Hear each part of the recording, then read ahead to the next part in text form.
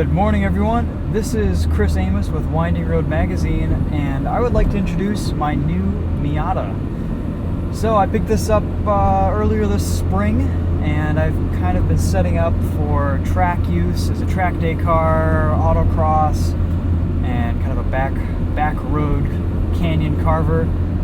And I've done a few things to this in the recent weeks, and I actually just took it out to Gingerman Raceway a couple nights ago to do a test and tune in the evening, and this car is a blast. It's so much fun to be in a Miata again.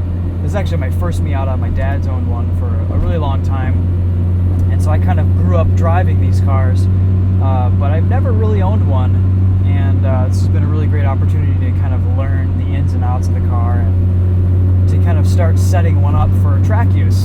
And so I'll tell you a little bit about the car. It's a 1994. It's got 133,000 miles on it. It actually used to be an automatic, but my friend and the guy who I bought it from swapped it to a 5-speed manual. It has the viscous limited slip in the back, and right now it has I think it's got some type of a header, a Magnaflow Catback exhaust, and a lightweight flywheel and like stage 1, stage 2 clutch. And we've also increased the timing a little bit, so we're running 93 octane in it. It's got a little bit more torque, a little bit more horsepower in the higher revs. And the car feels really good. It's on 14-inch, the 7-spoke alloys, the OEM 7 spokes, which are around 11.5 pounds per corner. And then I've got Direzza Z2 tires, 185/60 14s, wrapped on those wheels. And just had them out on track a couple nights ago, and they performed really well. They were awesome. Lots of grip, and not a whole lot of rollover from the sidewall.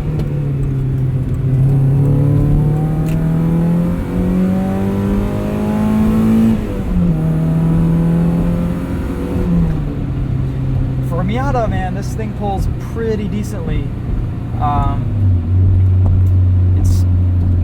It's got a full interior, so it's pretty heavy. It still has air conditioning, radio, still have the stock passenger seat in here, which is about 40 pounds on its own. I do have a Momo Start bucket seat that I bought and put in here. As you can see, I think it's a hard dog double hoop roll bar, and then of course the hardtop, which adds a little bit of chassis rigidity and kind of stiffens up the whole car. Lets the suspension do its job. Suspension-wise, there's Eibach front and rear sway bars, stock end links, and then I also have a set of, I believe they're Flying Miata coilovers all the way around. And the alignment is set to 9for9 Racing's recommended alignment for a street track car. It's about 2.3 degrees of negative camber in the front, around 1.5 degrees negative camber in the rear, and 0 degrees toe with a little bit of caster. I think it was about 2 or 3 degrees of caster. We couldn't get them exactly to 9for9 Racing specs, but they're pretty good, and the car feels great. Brakes are Porterfield R4S pads on just Napa blank rotors, and I ran 2 30-minute sessions and 1 20-minute session around Gingerman the other night, and the brakes held up perfectly. Stock size rotors. Again, these were upgraded a little bit in 94 with the 1.8 liter engine, along with some chassis rigidity and some other things. So this car does have a larger brake setup than like the 93 or 91 Miatas.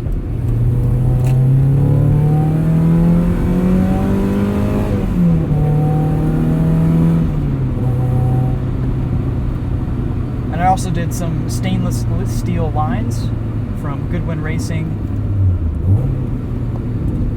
Get a little bit better pedal feel, and along with some RB, I think it's StopTech RB600 brake fluid. Keeps the brakes nice and consistent over a track day.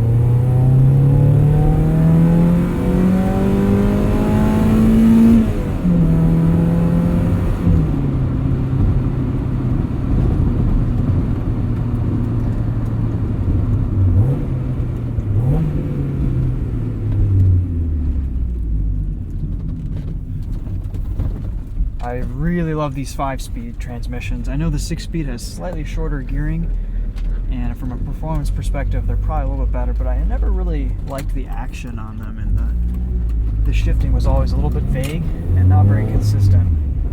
But I really do like this 5-speed a lot.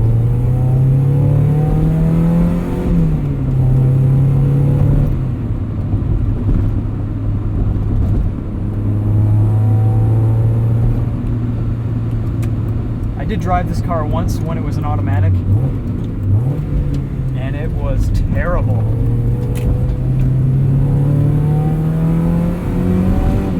There's pretty much no reason why a Miata should be an automatic. The manual transmissions in these cars are some of the best manuals ever made and put in any vehicle. And driving it with an automatic not only cuts down the power significantly, but makes it just miserable to drive. It's not even a good automatic. It's a really bad automatic.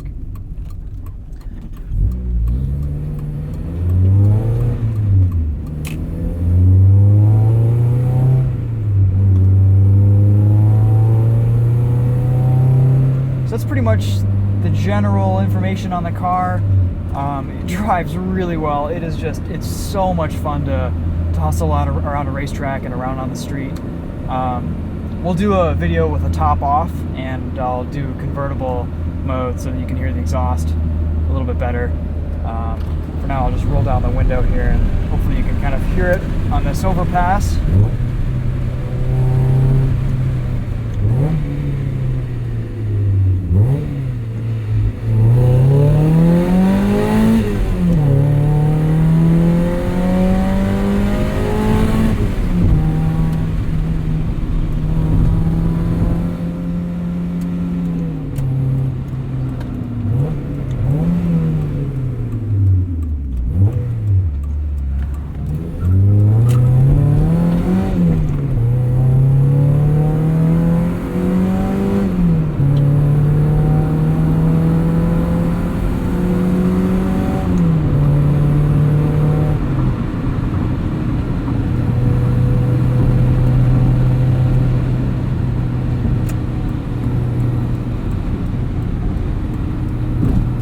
As you probably noticed through there,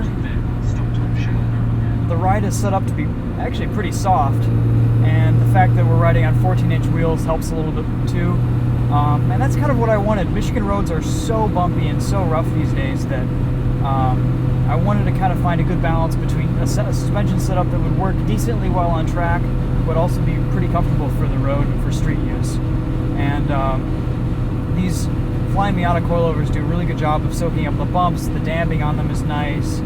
There's a little bit of float over some things here and there, but overall the car is really well composed and is very predictable with its handling. It kind of rotates pretty nicely around corners and low speed, and it holds its own in higher speed turns, and there aren't a whole lot of surprises, so it's not going to snap out on you. The sway bars are set to soft right now, and those are pretty much the only things that I can adjust besides ride height.